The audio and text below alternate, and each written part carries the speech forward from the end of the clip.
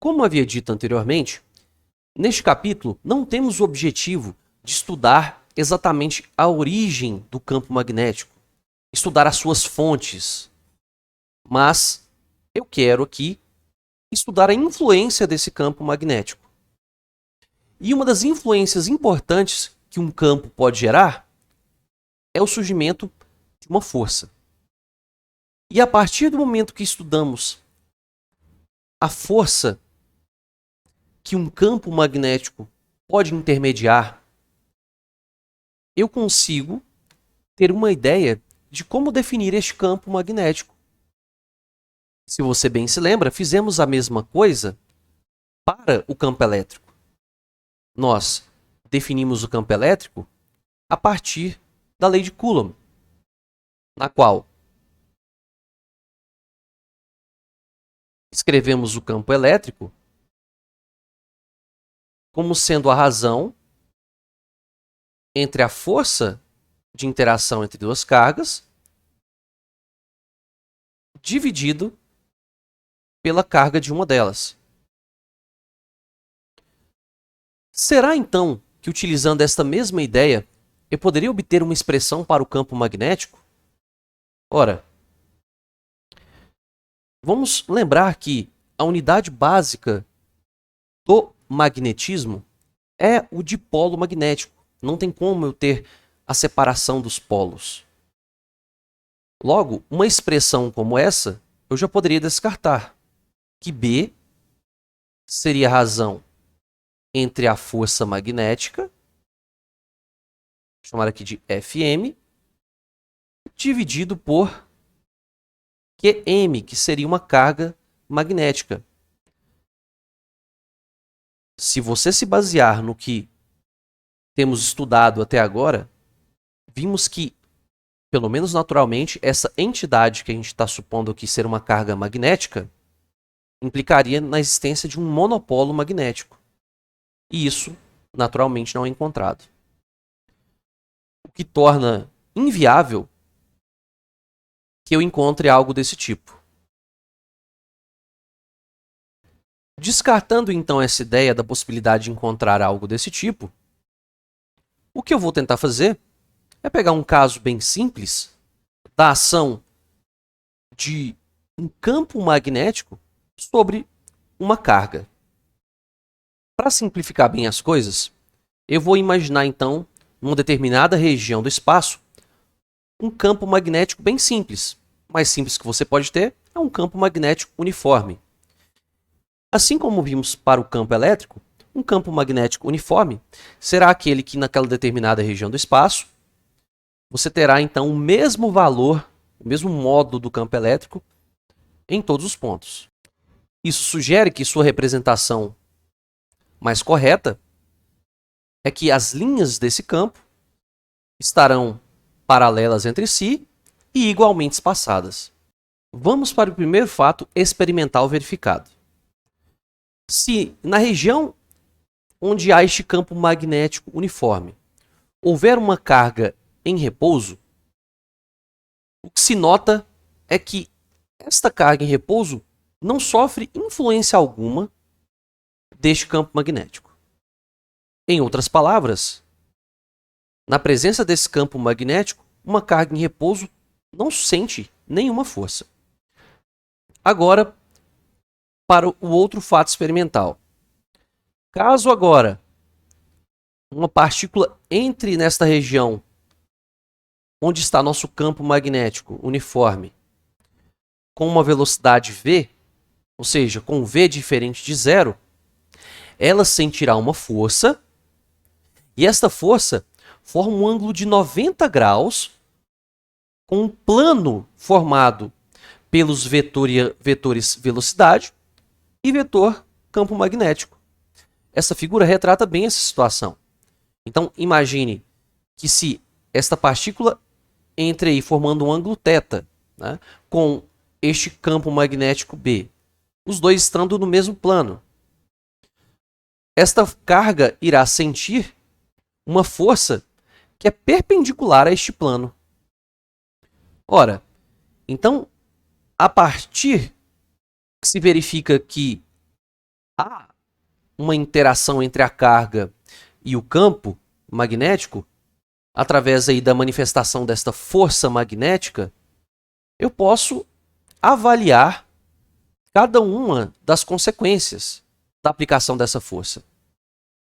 E o que se verifica é o seguinte: como sabemos, a força é um vetor. A direção e o sentido já foram estabelecidos aqui. Nos falta saber a magnitude dessa força, o módulo.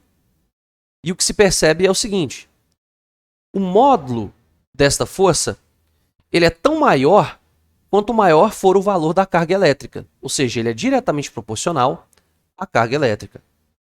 Também vimos que ele é maior, ou seja, a força sofrida pela carga é maior quanto maior for a velocidade da partícula ao entrar neste campo. Como é de se imaginar também, quanto maior for a intensidade deste campo magnético, maior também será a força sofrida pela partícula. E por fim, nota-se que o módulo desta força ele é diretamente proporcional ao seno deste ângulo. Ou seja, o seno cresce com o ângulo. Então, quanto maior for este ângulo, maior vai ser a força que essa partícula vai sentir. Agora eu posso sintetizar todas essas informações a partir de uma equação.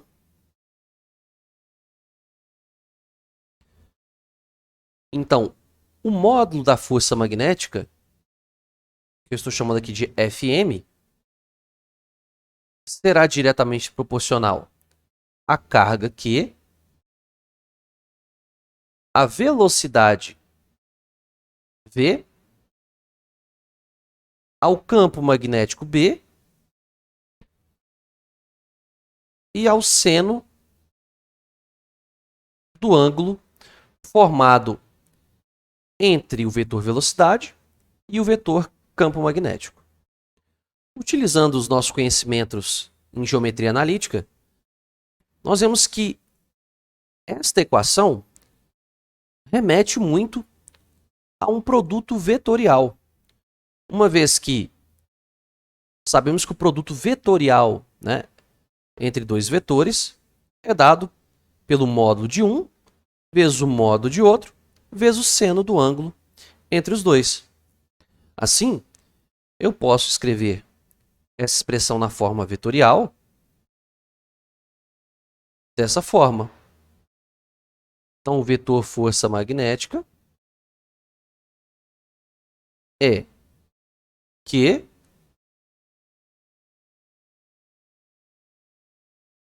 V produto vetorial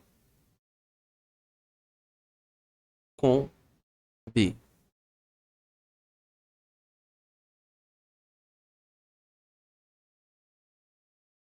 Note que consideramos aqui o tempo todo que esta carga Q, que estava sendo nossa carga teste, sofrendo a ação do campo magnético e, consequentemente, da força magnética, é uma carga positiva.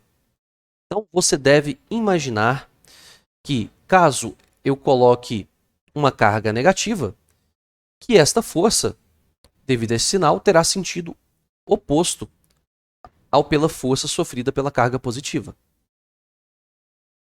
Ao obtermos essa expressão que dá a força magnética sofrida por uma carga em movimento dentro de um campo magnético, nós ganhamos de bandeja uma forma de definir o campo magnético. Ora, se eu pegar essa equação da intensidade do campo magnético, eu posso escrever da seguinte forma: que o campo magnético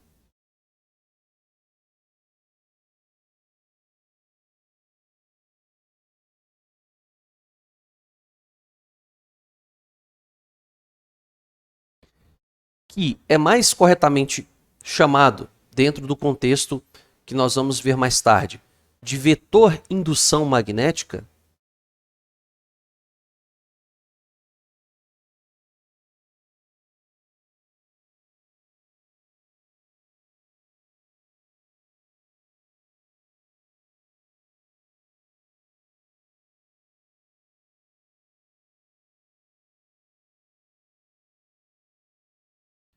Então, isolando B nessa expressão, teremos B igual a Fm sobre QV seno de θ.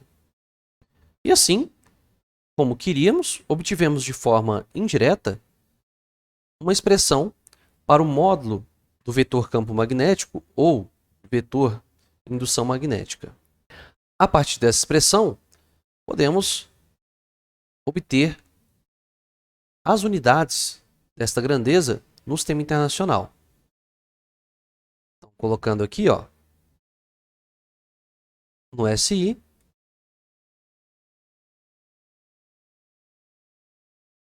a unidade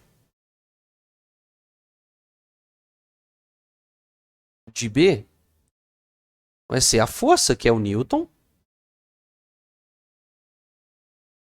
sobre o Q, que é o Coulomb, e V é o metro por segundo. Uma vez que o seno de um ângulo é uma grandeza adimensional, não tem unidades físicas. A esse quociente aqui, Newton por Coulomb metro por segundo, nós damos um nome especial em homenagem ao físico Nikola Tesla. Então, a unidade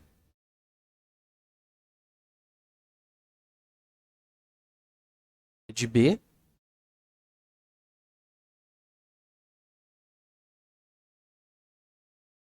é o Tesla, que nós denotamos pela letra T maiúsculo.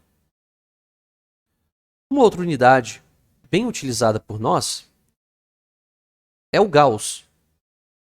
Vou abrir um espaço aqui para escrever para vocês. Nós utilizamos ela principalmente pelo fato dessa unidade Tesla ser uma unidade bem grande. Então, utilizando aqui a conversão, um Tesla